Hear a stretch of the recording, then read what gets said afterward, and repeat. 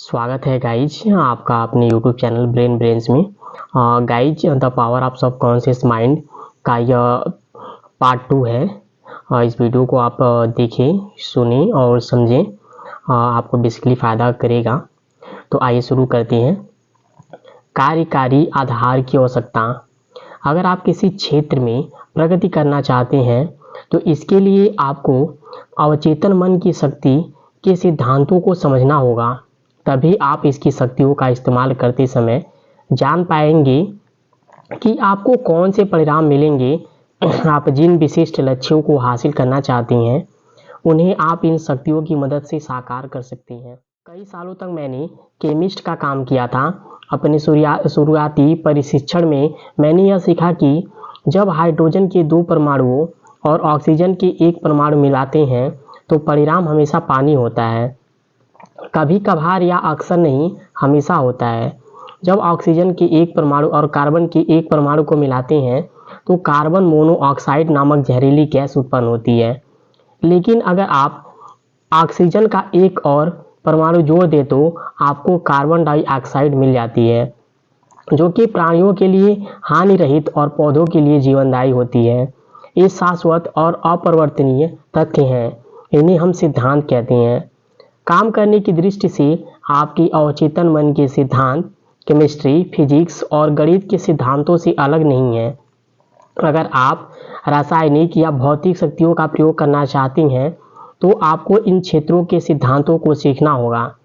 इसी तरह से अगर आप अवचेतन मन की शक्ति का प्रयोग करना चाहते हैं तो आपको इसके सिद्धांतों को सीखना ही होगा।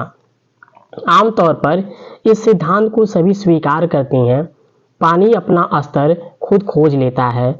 एक शाश्वत सिद्धांत यह है कि हर जगह हर समय पानी और पानी जैसे सभी द्रव्यों पर लागू होता है।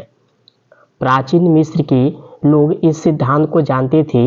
इसका प्रयोग उन्होंने महान पिरामिडों की नींव को आदर्श रूप से समतल बनाने में किया था।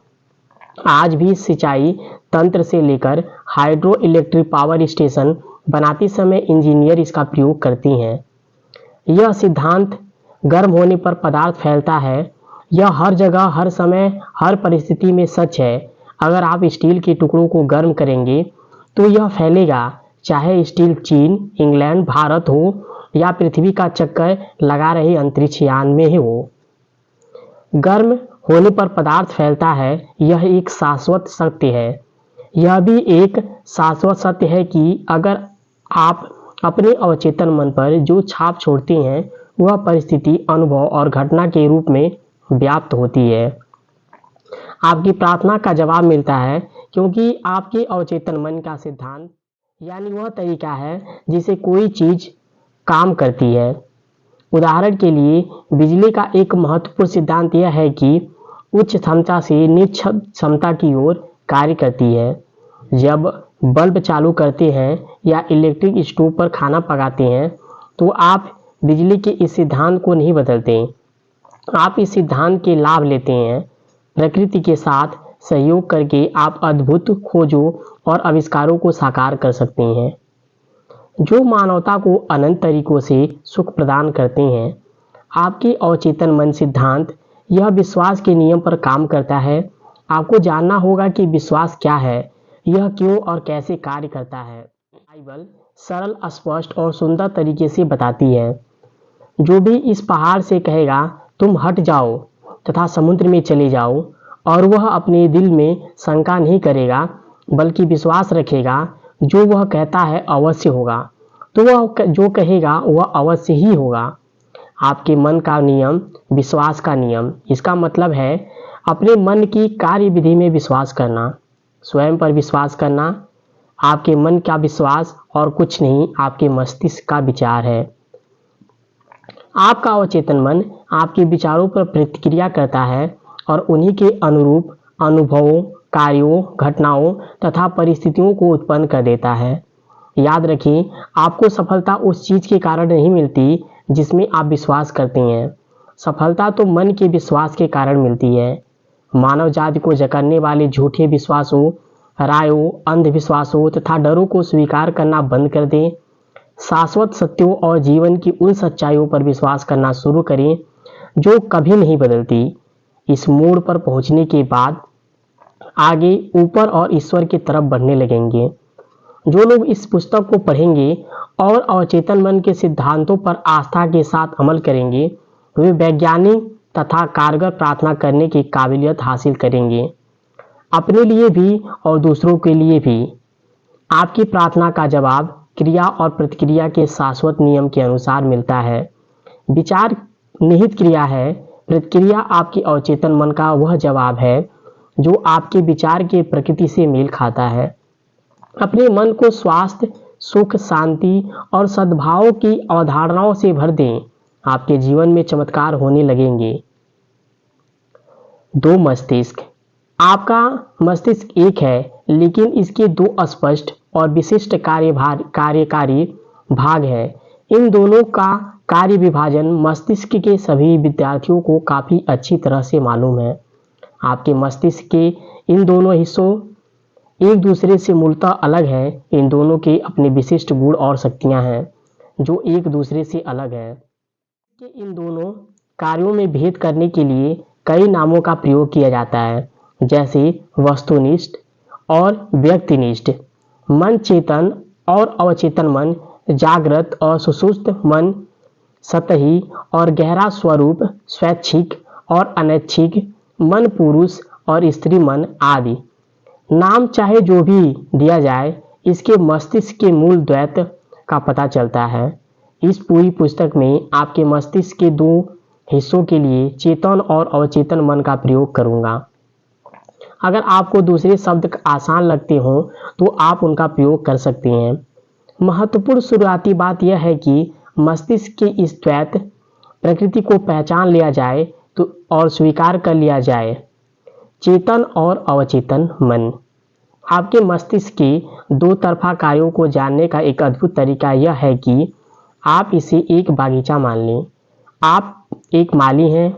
आपके अपने अवचेतन मन में हर दिन विचार के बीज बो रहे हैं। ज़्यादातर समय आपको यह एहसास ही नहीं होता कि आप ऐसा कर रहे हैं, क्योंकि बीज आपकी आदतन सोच पर आधारित होती है।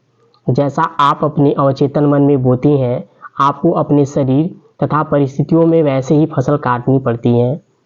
कल्पना करें कि आपका अवचेतन मन उपजाऊ मिट्टी है जो सभी तरह के कार्यों के बीजों को उगने में मदद करेगी, चाहे वे अच्छे हों या बुरे। अगर आप कांटे बोते हैं तो क्या आपको अंगूर मिल सकते हैं? अगर आप कटीली झाड़ियाँ बोते हैं तो क्या आपको अंजीर की फसल मिल सकती है? हर विचार एक कारण है और परिस्थिति एक परिणाम। इसी वजह से यह अनिवार्य है कि आप अपने विचारों पर नियंत्रण रखें। सिर्फ इसी तरह इच्छित परिस्थितियां मिल सकती हैं। इसी समय शांति, खुशी, सही कर्म, सद्भावना और समृद्धि के विचारों के बीज बोना शुरू कर दें। शांति और विश्वास से इन चीज़ों के बारे में सोचें। आपके चेतन, तार्किक मन में इन्हें पूरी तरह से स्वीकार करें। इन अद्भुत विचार बीजों को अपने मस्तिष्क के बगीचे में बोते रहें, आपको बहुत बढ़िया फसल मिलेगी। जब आपका मस्तिष्क सही तरीके से सोचता है, जब आप सच्चाई समझ लेते हैं, आपकी अवचेतन मन तक पहुँचे विचार सृजनात्मक, सद्भावनापूर्ण और शांतिपूर्ण होते हैं, तो आपके अवचेतन मन की जादुई कार्यकारी शक्ति प्रतिक्रिया करेगी। यह उस विचार के लिए आवश्यक परिस्थितियाँ और उचित माहौल का निर्माण कर देगी। अपनी विचार प्रक्रियाओं को नियंत्रित करने के बाद आप किसी भी समय मुश्किल में अपने अवचेतन मन की शक्तियों का प्रयोग कर सकते हैं। वास्तव में आप जानबूझकर हुए उस असीमित शक्ति को अटूट नियम के साथ सहयोग कर रहे हैं जो सभी चीज़ों पर लागू होता है। अपने चारों तरफ देखें। आप चाहे जहां रहते हो, आपकी सामाजिक स्थिति चाहे जैसी भी हो, आप देखेंगे कि अधिकांश लोग बाहर की दुनिया में जीते हैं, पर हाल ज़्यादा ज्ञानी लोग अपने अंदर की दुनिया में जीते हैं। उन्हें यह एहसास होता है कि जो आपको भी होगा कि अंदर की दुनिया में बाहर की दुनिया उत्पन्न होती हैं। आपके विचार, भावनाएं और सपने आपके अनुभव के जनक हैं। आंतरिक मन ही एकमात्र रचनात्मक शक्ति है। बाह्य संसार में आपको जितनी भी चीज़ें मिलती हैं वे अपने मन के अंदरूनी संसार में ही उत्पन्न है, चाहे आपने यह काम सचेतन रूप से किया हो या अचेतन रूप से। जब आप अपने चेतन और अवचेतन मन की आपसी कार्यविधि के बारे में सच्चाई जान लेंगे तो अपने जीवन की काया पलट करने में कामयाब हो पाएंगे। अगर आप बाहरी स्थितियों को बदलना चाहते हैं तो आपको उनके कारणों से बदलना होगा। अधिकांश लोग परिस्थितियों और स्थितियों से संघर्ष करके उन्हें बदलने की कोशिश करती हैं। यह समय और मेहनत की भयंकर बर्बादी है। वे यह नहीं देख पाते कि स्थितियां और परिस्थितियां किस कारण उत्पन्न हुई हैं। अपने जीवन से मनमुटाव, दुविधा, कमी और सीमा को दूर करने के लिए आपको उसके मूल कारण को दूर करना होगा। कारण है वह तरीका जिससे आप अपने चेतन मन का प्रयोग करती हैं। वे विचार और तस्वीरें जो आप इसमें भरती हैं कारण को बदल दें, परिणाम अपने आप बदल जाएगा। यह इतना आसान है। हम सभी असीमित दौलत के अथाह समुद्र में ही रहते हैं। आपका अवचेतन मन आपके चेतन विचारों के प्रति बहुत संवेदनशील होता है। यह चेतन विचार सांचे की तरह काम करती हैं जिनमें आपके अवचेतन का असीमित ज्ञान, बुद्धि, जीवन शक्ति और ऊर्जा प्रवाहित होती है। अगर आप सांचे को अधिक सकारात्मक बना दें तो आपको इस असीमित ऊर्जा से अधिक लाभ हो सकता है। इस पुस्तक का हर अध्याय सच्ची और प्रासंगिक उदाहरण देकर बताता है कि आप अवचेतन मन के नियमों को सीख लेंगे। आप गरीबी के बजाय अमीरी, अंधविश्वास और अज्ञान के बजाय बुद्धिमानी, आंतरिक संघर्ष के बजाय प्रकाश, मतभेद के बजाय सद्भाव, डर के बजाय आत्मविश्वास तथा आस्था का अनुभव करने लगेंगे। क्या इनसे अद्भुत वरदान हो सकते हैं? अधिकांश महान वैज्ञानिकों, कलाकारों, कवियों और गायकों, लेखकों और आविष्कारों को चेतन तथा अवचेतन मन की कार्यविधि की गहरी समझ थी। इसी वजह से उन्हें अपने लक्ष्य हासिल करने की शक्ति मिली। एक बार महान ओपेरा गायक एनरिको कोरुसो मंच पर जाने से घबरा रहे थे। डर के मारे उनके गले की मांसपेशियों में ऐंठन आ गई थी। ऐसा लग रहा था जैसे उनके वांगतुकों को लकवा मार गया हो और वे बेकार हो गए हैं। वे मंच के पीछे गायक की पोशाक पहने खड़े थे और उनके चेहरे पर पसीना बह रहा था। कुछ ही पल बाद उन्हें हजारों प्रशंसकों की भीड़ के सामने मंच पर जाकर गाना गाना था। कांपते हुए उन्होंने कहा, मैं नहीं गा सकता, सब लोग मुझ पर हंसेंगे, मेरा कैरियर खत्म हो गया। वे अपने ड्रेसिंग रूम में जाने के लिए मुड़े, तभी अचानक से वे रुककर चिल्लाए, छोटा मैं, मेरे भीतर के बड़े मैं का गला दबाने की कोशिश कर रहा है। वे दोबारा मंच की ओर मुड़े और तनकर खड़े हो गए। उन्होंने छोटे मैं का आदेश दिया, बाहर निकल जाओ, बड़ा मैं गाना चाहता है। बड़े मैं से कोरुसो का मतलब अपने अवचेतन मन की असीमित शक्ति और बुद्धि से था। वे चिल्लाने लगे, बाहर निकल जाओ, बाहर निकल जाओ, बड़ा मैं गाना गाने वाला है।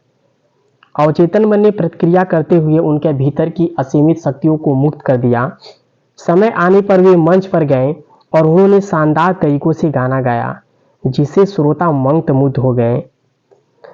आपने अब तक जो सीखा उससे आप समझ सकते हैं कि कोरुसो मस्तिष्क के दो स्तरों को समझते थे, चेतन या तार्किक स्तर और अवचेतन या अतार्किक स्तर। आपका अवचेतन मन प्रतिक्रियाशील है, आपके विचारों के प्रति के अनुरूप प्रतिक्रिया करता है, जबकि चेतन मन कोरुसो का छोटा मैं डर, चिंता और तनाव से भरा हुआ होता है। तो आपके अवचेतन मन बड़े मैं नकारात्मक भाव प्रभावित होने लगते हैं। ये नकारात्मक भाव चेतन मन में दहशत, आशंका और निराशा भर देते हैं। जब आपके साथ ऐसा हो तो आप अपने महान कोरुसो के उदाहरण पर अमल कर सकते हैं। आप दृढ़ता और पूरे अधिकार से अपने अधिक गहरे मन में उत्पन्न अतार्किक भावों से कह सकते हैं, चुप रहो, शांत हो जाओ, मैं नियंत्रण में हूँ, तुम्हें मेरे आदेश का पालन करना होगा, तुम मेरी आज्ञा का पालन करने के लिए विवश हो, तुम वहां दखल नहीं दे सकते जो तुम्हारा क्षेत्र नहीं है। जब तक आप अपने गहरे स्वरूप की अतार्किक भावनाओं को दृढ़ता और अधिकार से यह बोलेंगे तो परिणाम देखकर आप मंत्रमुग्ध हो जाएंगे। आपका मन शांति और सद्भाव से भर जाएगा। अवचेतन मन के अधीन रहता है, इसलिए इसे अवचेतन मन कहा जाता है। कार्य विधि का बड़ा अंतर। चेतन मन समुद्री जहाज का कप्तान है। वह जहाज को दिशा देता है, वह इंजन के रूप के लोगों को आदेश देता है, तभी वे बॉयलर, यंत्रों और बाकी उपकरणों को नियंत्रित करती हैं। उन्हें यह पता नहीं होता कि वे कहाँ जा रहे हैं, वे तो सिर्फ कप्तान के आदेश का पालन करती हैं। अगर कप्तान कंपास और बाकी यंत्रों के आधार पर गलत दिशा या दोषपूर्ण निर्देश जारी कर दे तो जहाज चट्टानों से टकरा सकता है। इंजन के रूप में लोग कप्तान के आदेशों का पालन करने के लिए बाध्य हैं, क्योंकि वही बॉस है, क्योंकि उसे यह पता होना चाहिए कि वह क्या कर रहा है। इसलिए इंजन रूप के लोग कप्तान से बहस नहीं करते या पलटकर कुछ नहीं कहते, वे तो बस चुपचाप उसके आदेशों का पालन करते हैं। कप्तान अपने जहाज का मालिक होता है और बाकी लोग उसके आदेशों का पालन करती हैं। इसी तरह आपका चेतन मन आपके जहाज का कैप्टन है और मालिक होता है। आपके शरीर, आपके परिवेश और आपसे जुड़े हुए सभी मामलों का चेतन मन अपने विश्वास तथा अनुमानों के आधार पर आदेश देता है कि अगर आपको अवचेतन मन पर चुपचाप उन आदेशों को मान लेता है और यह आदेशों का सवाल नहीं करता या यह नहीं पूछता कि वे किस आधार पर दिए जा रहे हैं। अगर आप खुद से बार बार कहेंगे मेरे पास इस चीज को खरीदने के लिए पैसे नहीं हैं, तो आपका अवचेतन मन आपकी बात मान लेता है और वह यह सुनिश्चित कर देता है कि आपके पास अपनी मनचाही चीज खरीदने के लिए पैसे न रहें। जब तक आप स्वयं कहते रहेंगे मेरे पास उस कार्य, छुट्टियों, उस घर के लिए पैसे नहीं हैं, तब आपका अवचेतन मन आपके आदेशों का पालन करता रहेगा। आप जीवन में इन चीज़ों को कभी नहीं खरीद पाएंगे। आप सोचेंगे कि ऐसा परिस्थितियों के कारण हुआ है। आपको यह लगेगा ही नहीं कि आपके अपने नकारात्मक विचारों से यह परिस्थितियां खुद निर्मित की गई हैं। पिछले क्रिसमस पर नीना डब्ल्यू नाम की एक युवती, जो दक्षिणी कैलिफोर्निया यूनिवर्सिटी की छात्रा है, बिल्वी हिल्स के एक बेहतरीन शॉपिंग इलाके से गुजर रही थी। उसके मन में उमंग थी कि वह बफेलो, न्यूयॉर्क में अपने परिवार के साथ छुट्टियां मनाने जाने वाली थी। जब नीना एक दुकान के पास से गुजरी तो वह उसकी निगाह डिस्प्ले विंडो पर रखे एक सुंदर स्पेनिश लेदर बैग पर पड़ी। उसने उसे हसरत से देखा, फिर कीमत देखते ही उसके मुंह से आह निकल गई। वह खुद से कहने वाली थी, मैं इतना महंगा बैग कभी नहीं खरीद पाऊंगी। तभी उसे मेरे लेक्चर का यह वाक्य याद आया कि कभी भी किसी नकारात्मक वाक्य को बुरा मत करो, इसे तत्काल उलटकर सकारात्मक कर दो और आपके जीवन में चमत्कार हो जाएंगे। कांच के पार रखे बैग को घूरते हुए उसने कहा, यह बैग मेरा है, यह बिक्री के लिए ही है। मैं मानसिक रूप से इसे स्वीकार करती हूँ कि यह मुझे मिलेगा और मेरा अवचेतन मन यह सुनिश्चित करेगा कि मुझे मिल जाए। उसी शाम नीना को अपने मंगेतर से डिनर पर मिली। वह रैपर में लिपटा एक सुंदर तोहफा लाया था। सांस रोककर नीना ने उसे खोला। वहां पर वही लेदर बैग था जिसे उसने उसी दोपहर को देखा था और अपना मान लिया था। उसने मन की उम्मीद से भर लिया। इसी तरह अपने इस मामले में अधिक गहरे मन यानी अवचेतन मन में पहुंचा दिया था, जिसके पास उपलब्धि की शक्ति है। बाद में नीना ने मुझे बताया कि मेरे पास उस बैग को खरीदने लायक पैसे नहीं थे, लेकिन इसके बावजूद मुझे यह मिला। अब मैं जान चुकी हूँ कि मुझे धन और बाकी चाही गई चीज़ें कहाँ मिलेंगी। वे सब मुझे अपने भीतर के शाश्वत खजाने में मिलेंगी। उसके अवचेतन मन ने किस तरह प्रतिक्रिया की? कुछ महीने पहले मुझे रूथ ए नामक महिला का पत्र मिला, जिसने मेरे भाषण सुने थे। उसने लिखा था, मैं 75 साल की विधवा हूँ। मेरे बच्चे बड़े होने के बाद बाहर चले गए थे। मैं अकेली रह रही थी और सोशल सिक्योरिटी तथा थोड़ी सी पेंशन पर गुजारा कर रही थी। मेरा जीवन बहुत ही सूना और निराशाजनक था। फिर मुझे अवचेतन मन की शक्तियों पर आपका भाषण याद आया। आपने कहा था कि दोहराव, आस्था और उम्मीद के जरिए अपने विचार अपने अवचेतन मन तक पहुंचा सकती हैं। क्या यह सच हो सकता है? मैंने आजमाने का फैसला किया और मेरे पास खोने के लिए कुछ नहीं था। मैं बार बार पूरी भावना से दोहराने लगी, मुझे कोई चाहता है, कोई मुझसे प्यार करता है, मैं शादीशुदा और मेरा पति दयालु, प्रेमपूर्ण तथा आध्यात्मिक मानसिकता वाला है, मैं सुरक्षित और सुखी हूँ। मैं लगभग 2 हफ्ते तक हर दिन यह बात कई बार दोहराती रही। एक दिन नुक्कड़ वाली दवाई की दुकान पर एक रिटायर फार्मासिस्ट से मेरी मुलाकात हुई। वे दयालु, समझदार और बहुत धार्मिक थे। वे मेरी प्रार्थना का आदर्श जवाब देते थे।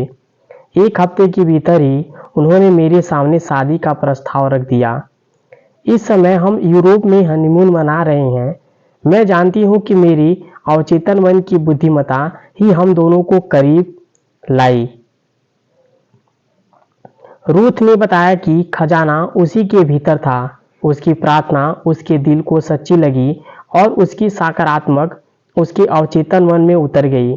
जो रचनात्मक साधन है, जिस पल उसने दृढ़ता से यह तस्वीरें देखी, उसके अवचेतन मन ने आकर्षण के नियम द्वारा जवाब खोज लिया। बुद्धिमानी और समझदारी से भरा अवचेतन मन उसे और उसके एक नए पति के साथ ले आया। आप इस बारे में जरूर सोचें। जो भी चीज़ें सच्ची, जो भी ये चीज़ें ईमानदार हैं, जो भी चीज़ें न्यायपूर्ण हैं, जो भी चीज़ें शुद्ध हैं, जो भी चीज़ें प्यारी हैं, जो भी चीज़ें अच्छी हैं, अगर कोई आस्था और कोई प्रशंसा है तो इन चीज़ों के बारे में सोचें। याद रखने लायक विचार। खजाना आपके भीतर है। अपनी दिल इच्छा का जवाब भीतर खोजें। सभी युगों के महान व्यक्तित्वों का महान रहस्य यह था कि उनमें अपने अवचेतन मन की शक्तियों से संपर्क करने और मुक्त करने की प्रतिभा थी। आप भी ऐसा कर सकती हैं। आपके अवचेतन मन के पास सारी समस्याओं का जवाब है। अगर आप सोने से पहले अवचेतन मन से कहेंगे, मैं सुबह 6 बजे उठना चाहता हूँ, तो आपको ठीक उसी समय आपका अवचेतन मन आपको जगा देगा। आपका अवचेतन मन आपके शरीर का निर्माण करता है और उसका उपचार करता है। हर रात आदर्श सेहत के विचार के साथ सोने जाएं और आपका वफादार सेवक यानी अवचेतन मन आपके आदेश का पालन करेगा। हर विचार एक कारण है और हर परिस्थिति एक परिणाम। अगर आप पुस्तक लिखना चाहती हैं तो बढ़िया नाटक लिखना चाहती हैं तो अपने श्रोताओं के सामने बेहतर भाषण देना चाहती हैं तो यह विचार भावना और प्रेम के साथ अपने अवचेतन मन तक पहुंचा दें। वह इस पर इसी अनुरूप प्रतिक्रिया करेगा। आप जहाज के कप्तान हैं और आपको सही निर्देश देने होंगे, वरना जहाज दुर्घटनाग्रस्त हो जाएगा। इसी तरह से आपको अपने अवचेतन मन की सही आदेश, विचार और तस्वीरें देने होंगे जो आपके सभी अनुभवों को नियंत्रित करता है। इस तरह के वाक्यों का प्रयोग न करें, मेरे पास इसके लिए पैसे नहीं हैं या मैं यह काम नहीं कर सकता। आप जो सोचती हैं, आपका अवचेतन मन उसी बात को सच मान लेता है और वह यह सुनिश्चित करता है कि आपके पास कभी पैसे न रहें या काम करने की क्षमता न रहे। जो काम करना चाहती हैं, इसके बजाय दृढ़ता से कहें, मैं अपने अवचेतन मन की शक्ति से सारे काम कर सकता हूँ। जीवन का नियम विश्वास का नियम है। विश्वास आपके मस्तिष्क का एक विचार है। उन चीज़ों से विश्वास न करें जो आपका नुकसान या चोट पहुंचाए। अपने अवचेतन मन की शक्तियों में विश्वास करें। यह विश्वास रखें कि आपका उपचार करेगी, प्रेरित करेगी, शक्तिशाली और समृद्ध बनाएगी। आपके विश्वास के अनुरूप ही आपको मिलेगा। अपने विचारों को बदल लें, आपकी तस्वीर खुद ब खुद बदल जाएगी। अध्याय 2, आपका मस्तिष्क कैसे काम करता है। आपका मस्तिष्क आपका सबसे कीमती संपत्ति है। यह हमेशा आपके साथ है, लेकिन इसकी सबसे अद्भुत शक्तियाँ आपको तब मिल पाएंगी जब आप इसका उपयोग करना सीख लेंगे। जैसा हम देख चुके हैं कि अपने मस्तिष्क के 2 स्तर हैं, चेतन या तार्किक स्तर, अवचेतन या अतार्किक स्तर। आप अपने चेतन मन से विचार करती हैं, आपकी आदतन विचार अवचेतन मन में उतर जाती हैं, जो आपके विचारों की प्रकृति के अनुरूप परिस्थितियां बनाती हैं। आपका अवचेतन मन आपकी भावनाओं का स्थान है। यह रचनात्मक, अगर आप अच्छा सोचती हैं तो आपको अच्छे परिणाम मिलेंगे, अगर आप बुरा सोचती हैं तो आपको बुरे परिणाम मिलेंगे। आपका मस्तिष्क इसी तरह से कार्य करता है। याद रखने वाली सबसे महत्वपूर्ण बात यह है कि आप अवचेतन मन के किसी विचार को स्वीकार कर लेता है तो वह इस पर काम करने लगता है। आश्चर्यजनक और सूक्ष्म सत्य यह है कि अवचेतन मन का नियम अच्छे तथा बुरे दोनों तरह के विचारों पर समान रूप से कार्य करता है। अगर इस नियम का नकारात्मक प्रयोग किया जाए तो असफलता, कुंठा और दुख उत्पन्न करता है।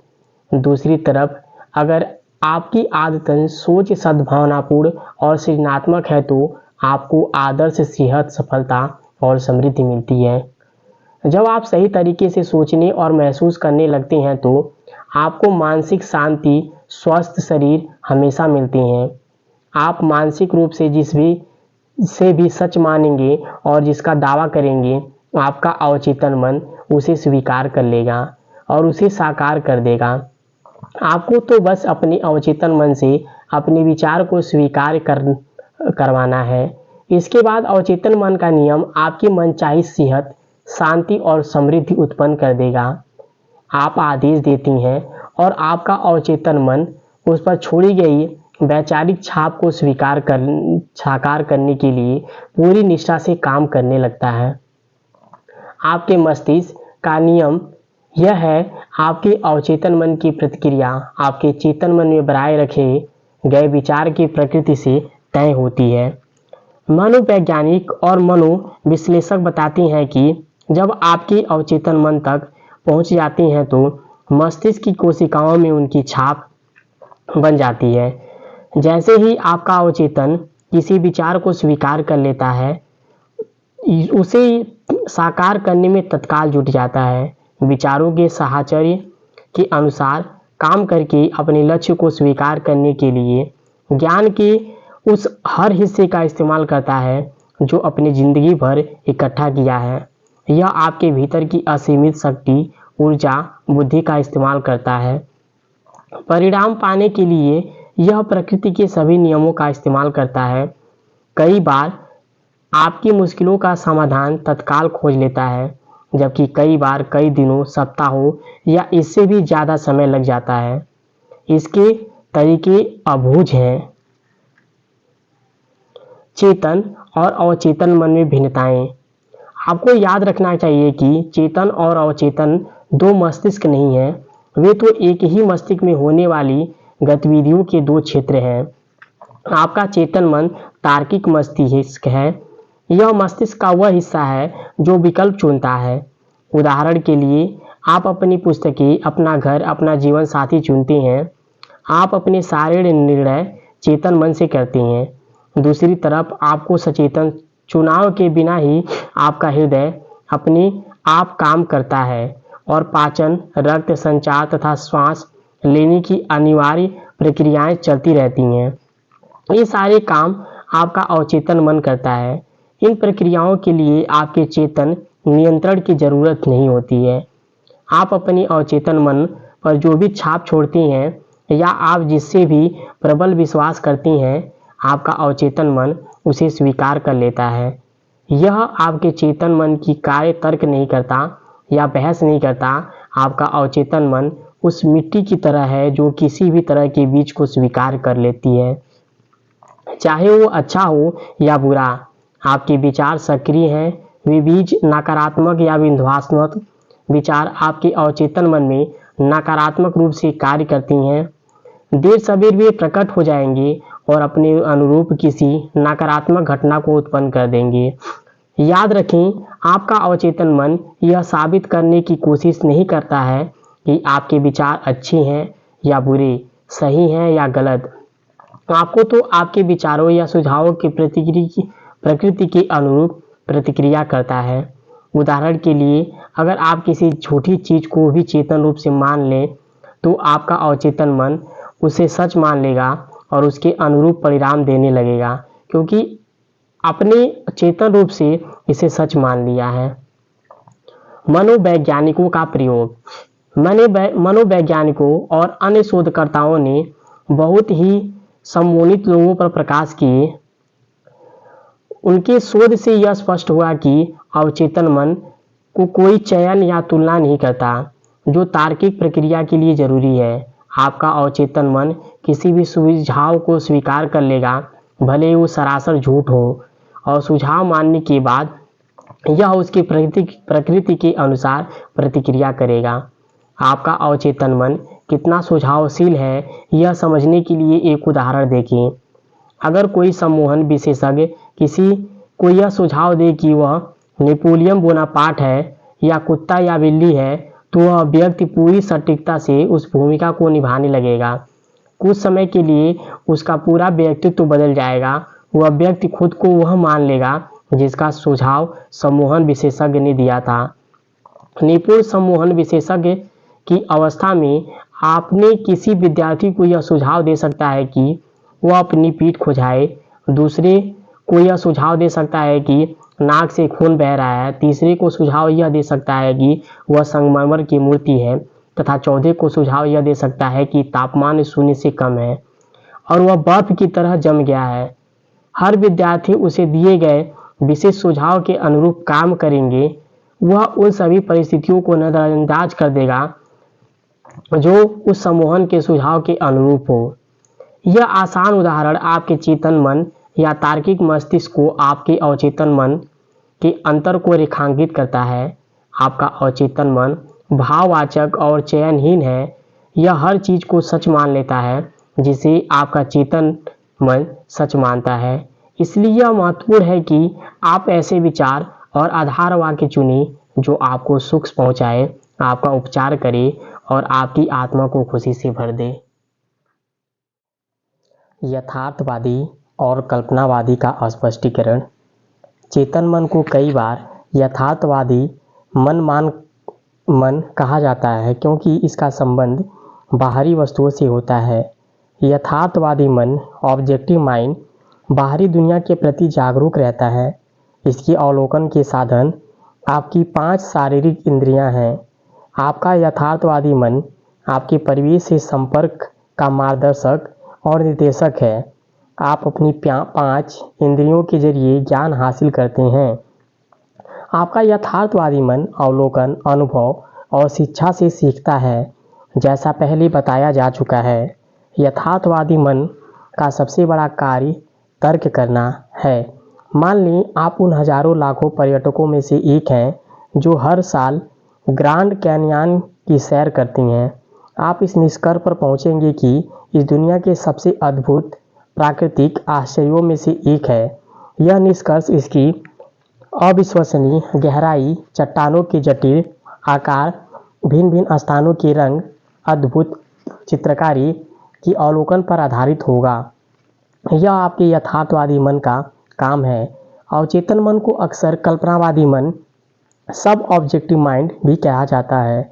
आपका कल्पनावादी मन अपने माहौल के प्रति जागरूक तो होता है, लेकिन शारीरिक इंद्रियों के माध्यम से नहीं। आपका अवचेतन मन अंतर्ज्ञान से महसूस करता है। यह आपकी भावनाओं का स्थान और यादों का भंडार है। आपका कल्पनावादी मन अपने उच्चतम कार्य तब करता है जब आपकी यथार्थवादी इंद्रियां काम न कर रही हों। दूसरे शब्दों में, जब यथार्थवादी मन शिथिल हो जाए या उन्निंदी अवस्था में हो, तब कल्पनावादी बुद्धि सबसे अच्छी तरह काम करती है। आपका कल्पनावादी मन आंखों की इंद्रियों के बिना देख सकता है। यह अतीन्द्रिय क्षमता और कहीं हो रही है घटनाओं को देखकर वह सुनकर सकता है। आपका कल्पनावादी मन आपके शरीर से बाहर निकलकर दूर देशों की यात्रा कर सकता है और अक्सर बहुत सटीक तथा सच्ची जानकारी ला सकता है। कल्पनावादी मन के माध्यम से आप दूसरों के विचार जान सकती हैं, बंद चिट्ठियों के मजनून पढ़ सकती हैं या कंप्यूटर डिस्क पर डिस्क ड्राइव के प्रयोग के बिना जानकारी भांप सकती हैं। जब आप अपने यथार्थवादी और कल्पनावादी मन की आपसी कार्यविधि को समझ लेते हैं तो आप प्रार्थना की सच्ची कला सीखने की बेहतर स्थिति में पहुंच जाती हैं। अवचेतन मन चेतन मन की तरह तर्क नहीं कर सकता। जोसेफ मर्फी कहती हैं, आप अपने अवचेतन मन को चाहे जो बताएं, उसमें बहस या विरोध करने की क्षमता नहीं होती। अगर आप इसे गलती जानकारी देंगे तो यह उसे सच मान लेगा, फिर यह उस जानकारी को सही बनाने के लिए काम करेगा। यह आपके गलत सुझावों को भी परिस्थितियों, अनुभव और घटनाओं में साकार कर देगा। आपके साथ जो भी हुआ है इसलिए हुआ है क्योंकि आप अपने विश्वास के माध्यम से अपने अवचेतन मन पर उसकी छाप छोड़ी है। अगर आपने गलत संप्रेषण किया है या आपने अवचेतन मन तथा विकृत अवधारणाएं पहुंचाई हैं तो उन्हें जल्द से जल्द सुधारना सबसे महत्वपूर्ण है। इसे करने का सबसे निश्चित तरीका अपने अवचेतन मन को लगातार सृजनात्मक और सावधानपूर्ण विचार देते रहना है। बार बार दोहराने पर आपका अवचेतन मन इसे स्वीकार कर लेता है। इस प्रकार आप विचार और जीवन की नई तथा ज़्यादा अच्छी आदतें डाल सकती हैं, क्योंकि आपका अवचेतन मन आदत का स्थान है। आपके चेतन मन की आदतन विचार आपके अवचेतन मन में गहरे खांचे बना देता है। अगर आपके ये विचार सद्भावनापूर्ण, शांत और सृजनात्मक हैं तो आपका अवचेतन मन प्रतिक्रिया करते हुए सद्भाव, शांति और सृजनात्मक परिस्थितियां उत्पन्न करेगा। क्या आप डर, चिंता और अन्य प्रकार के विनाशक सोच के शिकार हैं? इलाज है अपने अवचेतन मन की शक्ति को पहचान कर उसे स्वतंत्रता, खुशी और संपूर्ण स्वास्थ्य के आदेश देना। आपका अवचेतन मन रचनात्मक और दैवी स्रोत के साथ एक रूप है। यह उस स्वतंत्रता, खुशी और संपूर्ण स्वास्थ्य को उत्पन्न करने लगेगा जिसका आदेश आपने पूरी विश्वास से दिया है। सुझाव की जबरदस्त शक्ति। जोसेफ मर्फी कहती हैं, हमने अब तक जिन बातों पर विचार किया है उनमें आप देख सकते हैं कि आपका चेतन मन द्वारपाल की तरह है। इसका एक महत्वपूर्ण कार्य गलत सुझावों से आपके अवचेतन मन की रक्षा करना है। यह इसलिए महत्वपूर्ण है क्योंकि यह मस्तिष्क के मूलभूत नियम पर आधारित है। आपका अवचेतन मन सुझाव के प्रति बेहद संवेदनशील है। जैसा आप जानते हैं कि आपका अवचेतन मन तुलना या विरोध नहीं कर सकता, यह तर्क वितर्क नहीं कर सकता और खुद कुछ नहीं सोच सकता। ये सभी काम चेतन मन के हैं। अवचेतन मन तो बस चेतन मन द्वारा इस पर छोड़ी गई छापों पर प्रतिक्रिया करता है। यह कार्य की अलग अलग दिशाओं में से किसी एक को नहीं चुन सकता। इसे तो जो दिया जाता है यह उसे ले लेता है। सुझाव में बहुत शक्ति होती है। कल्पना करें कि आप किसी ऐसे जहाज पर हैं जो थोड़ा हिल रहा है। आप एक भयभीत सहयात्री के पास जाकर कहती हैं, आपकी हालत अच्छी नहीं दिख रही है, आपका चेहरा बिल्कुल हारा लग रहा है। मुझे लगता है कि आपको समुद्री यात्रा में होने वाली मतली हो सकती है। क्या मैं आपको कैबिन तक पहुंचा दूं? यात्री का चेहरा पीला पड़ जाता है और आपने मतली के बारे में जो सुझाव दिया अभी अभी दिया है वह उसके खुद के डर और आशंका से मेल खाता है और वह आपकी मदद लेकर डेक से नीचे अपनी कैबिन में पहुंच जाता है। वहां पहुंचने पर आपका नकारात्मक सुझाव, जिसे उसने सही मान लिया था, सच हो जाता है। उसी सुझाव पर भिन्न प्रतिक्रिया। मर्फी कहती हैं, यह समझना बहुत जरूरी है कि एक ही सुझाव पर अलग अलग लोग अलग अलग तरीके से प्रतिक्रिया देते हैं। ऐसा इसलिए है क्योंकि उनके विश्वास या अवचेतन की कंडीशनिंग अलग अलग होती है। मान लें सहयात्री के बजाय आप किसी जहाज के पास जाकर कहती हैं, हेलो, आपकी हालत ठीक नहीं दिख रही है, कहीं आपको समुद्री यात्रा के कारण मतली तो नहीं आने वाली है। यह जहाजी के मिजाज पर निर्भर करता है कि वह आपके लचर मजाक पर हंसे या आपको वहां से दफा होने को कह दे। आपके सुझाव का उस पर कोई असर नहीं हुआ क्योंकि उसके मन में यह विश्वास है कि समुद्री यात्रा उसे कभी मतली नहीं हो सकती। इस कारण उसे जरा भी डर या चिंता महसूस नहीं होगी। उल्टे आत्मविश्वास सामने आ जाएगा। डिक्शनरी आपको बता देगी कि सुझाव किसी चीज को मस्तिष्क में डालने का काम यह मानसिक प्रतिक्रिया है जिसे सुझाया गया विचार स्वीकार किया जाता है या कार्य रूप में परिणित होता है। याद रहे, कोई भी सुझाव चेतन मन की इच्छा के बिना अवचेतन मन पर छाप नहीं छोड़ सकता। आपके चेतन मन में उस सुझाव को अस्वीकार करने की शक्ति होती है। जहाजी को समुद्री यात्रा के कारण मतली का कोई डर नहीं था। उसे पूरा भरोसा था कि इसे वह सुरक्षित है, इसलिए नकारात्मक सुझाव में उसे डराने की शक्ति नहीं थी। लेकिन आपका सहयात्री पहले से ही बीमार होने के बारे में चिंतित था, इसलिए आपके सुझाव के अनुरूप परिस्थितियां बन गई। हम सबकी अपनी अंदरूनी डर मान्यताएं राय होती हैं। ये अंदरूनी मान्यताएं हमारे जीवन को नियंत्रित करती है। सुझाव में स्वयं कोई शक्ति नहीं होती। इसकी शक्ति तो इस बात से उत्पन्न होती है कि आप इसे मानसिक रूप से स्वीकार कर लेती हैं। सिर्फ तभी आपकी अवचेतन शक्तियां सुझाव की प्रतिक्रिया के अनुरूप कार्य करती है। उसने अपना हाथ कैसे गंवाया? मर्फी कहती हैं, कई सालों से मैं कैक्सटन हॉल में लंदन ट्रूथ फोरम में नियमित रूप से भाषण दे रहा हूं, जिसे मैंने कुछ साल पहले स्थापित किया था। इसके निर्देशक डॉक्टर एवलिन फ्लीट ने मुझे आदमी के बारे में बताया जिसकी छोटी बेटी को रूमेटाइड्स, आर्थराइटिस और दर्दनाक चर्म रोग सोरायसिस था। कई जगह इलाज हुआ, लेकिन डॉक्टरों की तमाम कोशिशों के बावजूद कोई फायदा नहीं हुआ। वह आदमी हताश हो गया। वह खुद से अपने दोस्तों से बार बार कहता, अपनी बेटी को भली चंगी देखने के लिए मैं अपना दाहिना हाथ देने को तैयार हूँ। डॉक्टर फ्लीट के अनुसार एक दिन परिवार सैर सपाटे पर गया। कार की दुर्घटना हो गई और पिता का दाहिना हाथ कंधे से अलग हो गया। अस्पताल से घर लौटने पर उसने पाया कि उसकी बेटी का आर्थराइटिस और चर्म रोग बिल्कुल ठीक हो चुका था। आपको बहुत सतर्क रहना होगा कि आपके अवचेतन मन को सिर्फ वही सुझाव दे जो सही तरीके से उपचार करे, वरदान दे, ऊपर उठाए और प्रेरित। याद रखें, आपका अवचेतन मन मजाक नहीं समझता, यह तो आपके आदेश का शब्दशः पालन करता है। आत्म सुझाव ने डर की किस तरह से भगाया? मर्फी कहती हैं, आत्म सुझाव का मतलब खुद किसी को निश्चित और विशिष्ट बात का सुझाव देना। हर साधन की तरह इसे भी गलत प्रयोग से नुकसान हो सकता है, लेकिन सही तरीके से इस्तेमाल करने पर यह बहुत उपयोगी बन सकता है। जेनेट आर एक प्रतिभावान युवा गायिका थी। उसे ओपेरा प्रोडक्शन में एक महत्वपूर्ण भूमिका के ऑडिशन के लिए जाना था। वो ऑडिशन के लिए बेताब तो थी, लेकिन आशंकित भी थी। पहले भी 3 बार उसने निर्देशकों के सामने ऑडिशन दिया था, लेकिन बुरी तरह से असफल हो गई थी। कारण असफल होने का डर था। उसकी आवाज़ अच्छी थी, लेकिन वह खुद से कहती रहती थी, जब गाने का वक्त आएगा तो मैं बुरा गाऊंगी। मुझे वह भूमिका कभी नहीं मिलेगी। वे मुझे पसंद नहीं करेंगे। वे सोचेंगे कि मैंने कोशिश करने की हिम्मत भी कैसे की। मैं ऑडिशन देने तो जाऊंगी, लेकिन मैं जानती हूँ कि मैं असफल हो जाऊंगी। उसके अवचेतन मन ने नकारात्मक आत्म सुझाव को आग्रह मान लिया। यह उन्हें सच साबित करने में जुट गया और उन्हें परिस्थितियों में बदल दिया। कारण अनचाहा आत्म सुझाव था। उसका डर हकीकत में बदल गया और उसके विचार सच हो गए। यह युवा गायिका आखिरकार अपने नकारात्मक सुझावों से उबरने में सफल हुई। उसने सकारात्मक आत्म सुझावों के माध्यम से उसका विरोध करने का काम किया।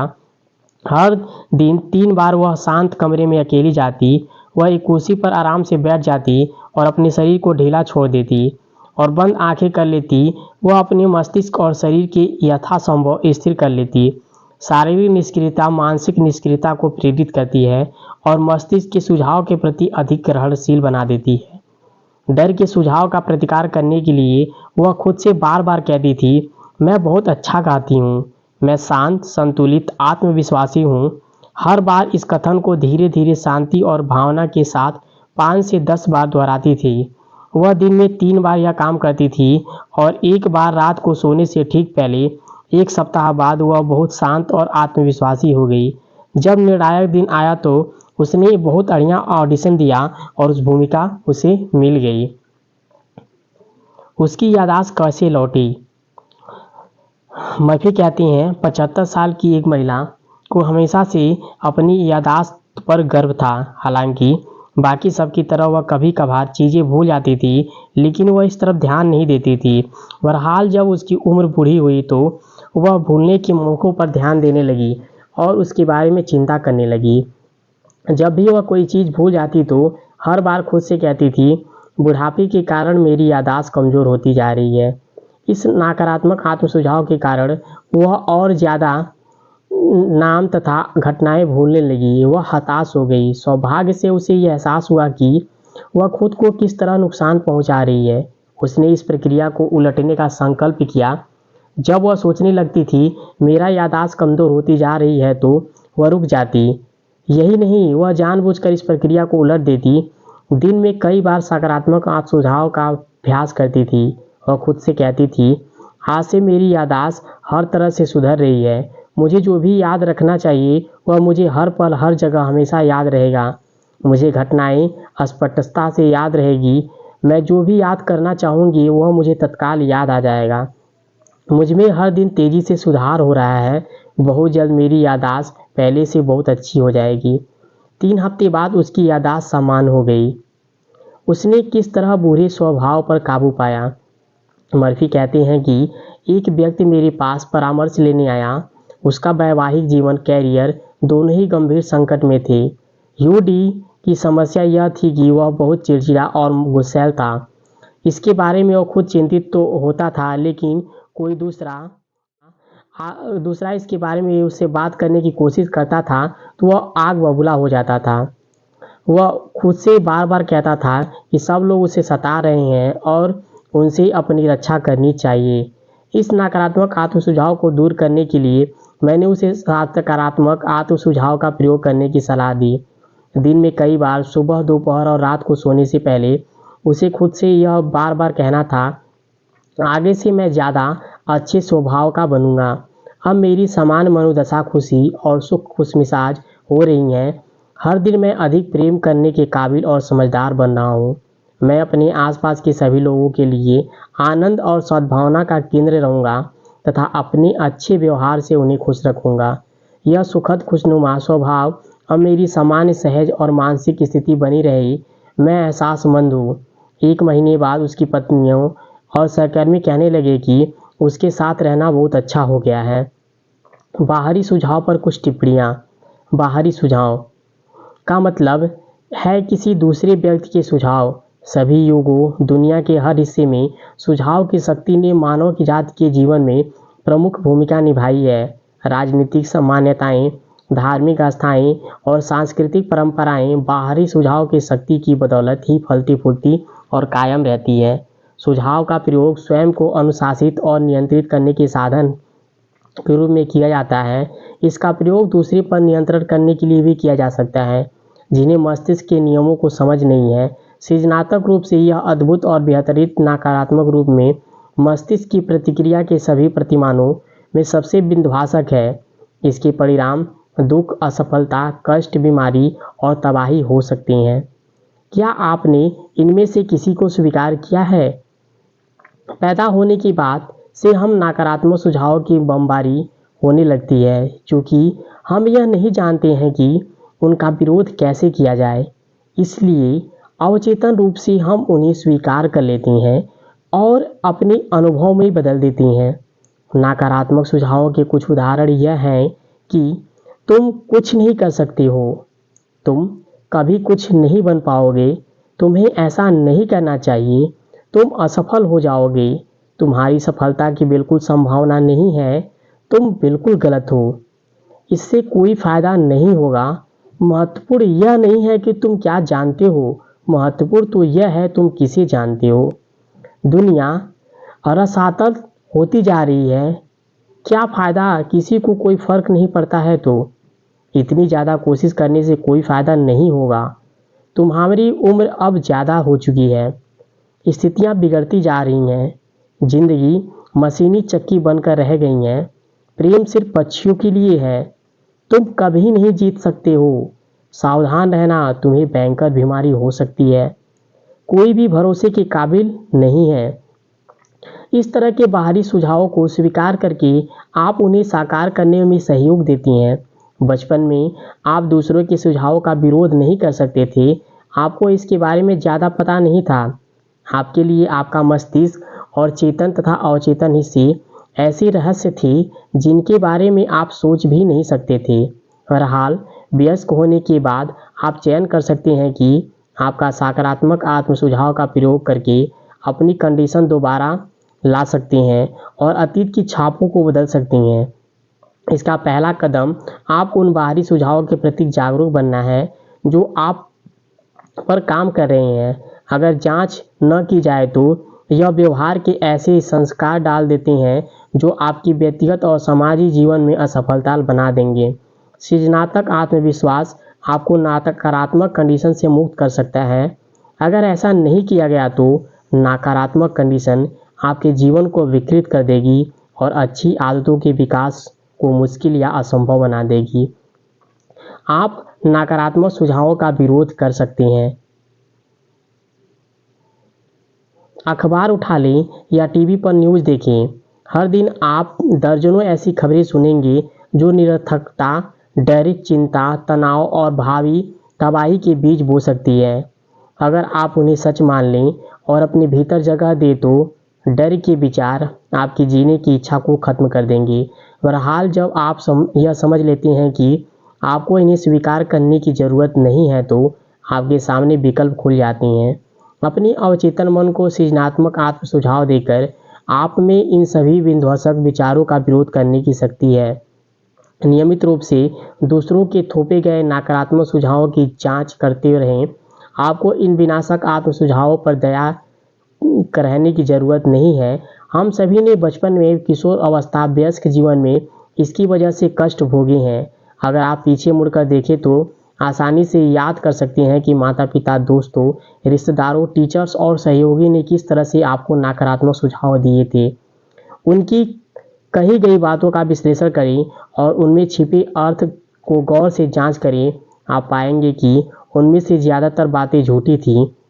उनका छिपा हुआ उद्देश्य आपको डर पैदा कर आपको नियंत्रित करना और है। बाहरी सुझाव की यह प्रक्रिया हर घर, ऑफिस, फैक्ट्री, क्लब चलती है।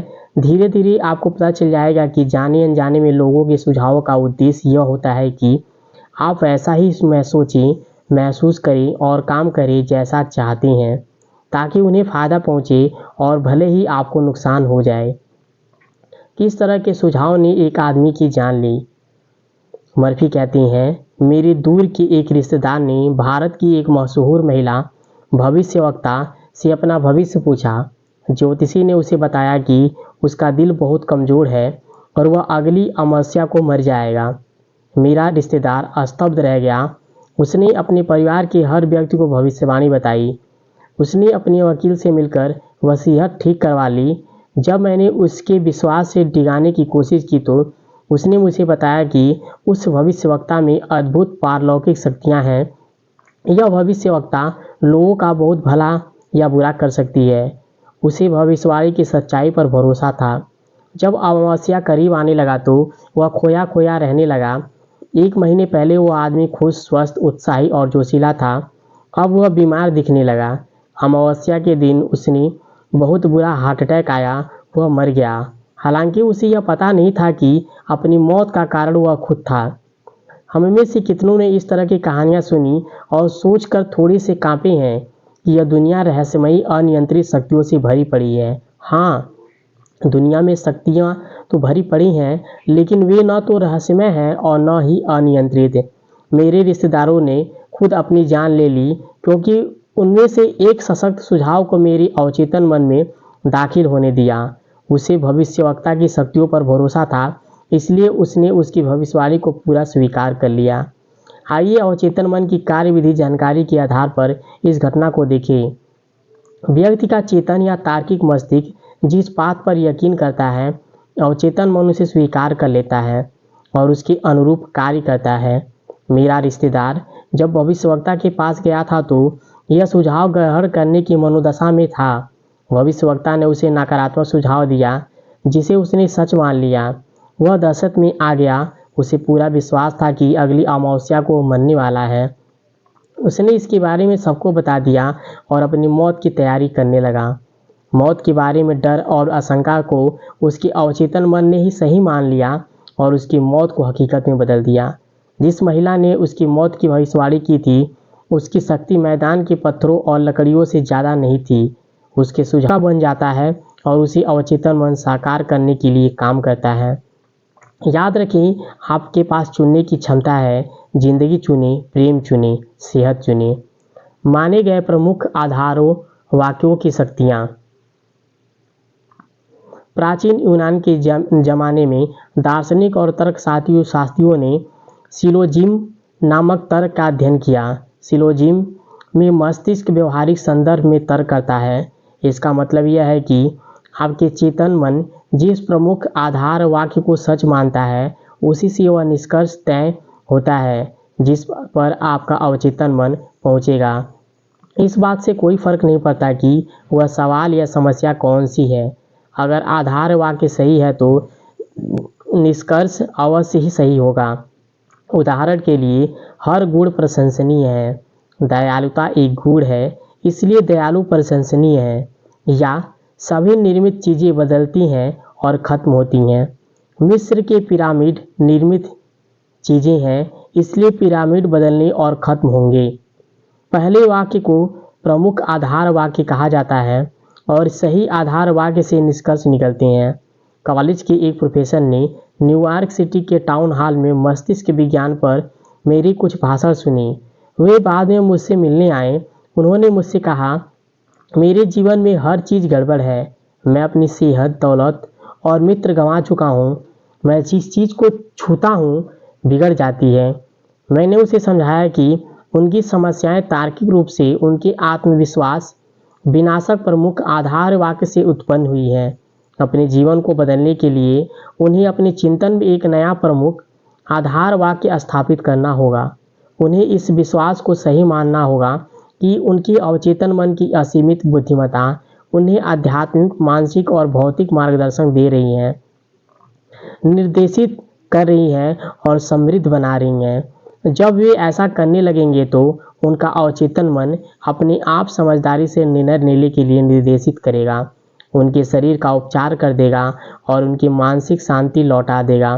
प्रोफेसर ने अपने जीवन की मनचाही तस्वीर बनाई। उनका प्रमुख आधार वाक्य था, असीमित बुद्धिमत्ता और तरीके से मुझे मार्गदर्शन दे रही है।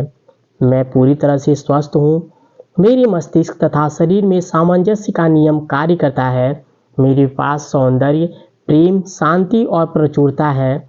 सही कर्म और दैविक विधान सिद्धांत मेरे जीवन पर शासन करती हैं। मैं जानता हूँ कि मेरा प्रमुख आधार वाक्य जीवन के शाश्वत नियमों पर आधारित है और मैं जानता हूँ, महसूस करता हूँ तथा विश्वास करता हूँ कि मेरा अवचेतन मन मेरे चेतन मन की विचार प्रकृति के अनुरूप प्रतिक्रिया करेगा। बाद में उन्होंने अपनी प्रकृति के जागृत होने के लिए लिखा, मैं यह ऐसा नहीं कहता कि आप मुझ पर विश्वास इस तरह के सुझावों को छाप ना छोड़ें। जब आप कहते हैं कि मैं यह नहीं कर सकता, मैं अपनी इच्छाओं को साकार करने और कुंठा से उभरने के लिए दिन में कई बार दृढ़ता से कहें, आवश्यक बातें बताती के लिए काम करें, तो इसका सहयोग पाने के लिए आपको इसे सही आग्रह करना होगा। यह आपके लिए हमेशा कार्य कर रहा है। यह समय पे भी आपके हृदय की धड़कन और सांसें को नियंत्रित कर रहा है। जब आप उंगली कट जाती है तो यह उपचार का जटिल प्रक्रिया शुरू कर देगा। इसकी सबसे मूलभूत प्रवृत्तियां जीवन की ओर है। यह हमेशा उसकी देखभाल करता है और आपको सुरक्षित रखता है। आपके अवचेतन मन के पास अपनी सद्बुद्धि है, लेकिन यह आपके विचारों और छवियों के पैटर्न को स्वीकार कर लेता है। जब आप किसी समस्या का जवाब तलाशती हैं तो आपका अवचेतन प्रक्रिया करेगा, लेकिन यह आपसे उम्मीद करेगा कि आप अपने चेतन मन में किसी सच्चे निर्णय फैसले पर पहुंच जाएं। आपको यह मानना होगा कि आपके अवचेतन मन के पास जवाब है। अगर आप कहते हैं मुझे नहीं मालूम कोई रास्ता है भी या नहीं, मैं पूरी तरह दुविधा और उलझन में हूँ, मुझे जवाब क्यों नहीं मिलता, तो आप प्रार्थना को नकार रहे हैं। समय काटते सैनिक की तरह आप ऊर्जा का प्रयोग करते तो लेकिन आगे नहीं बढ़ते। अपने मस्तिष्क के पहियों को विराम दें, आराम से बैठ जाएं, शिथिल हो जाएं, शांति से कहें, मेरा अवचेतन मन सब जानता है, यह इस समय प्रतिक्रिया कर रहा है। मैं धन्यवाद देता हूँ क्योंकि मैं जानता हूँ कि मेरे अवचेतन मन की असीमित बुद्धिमत्ता सारी बातें जान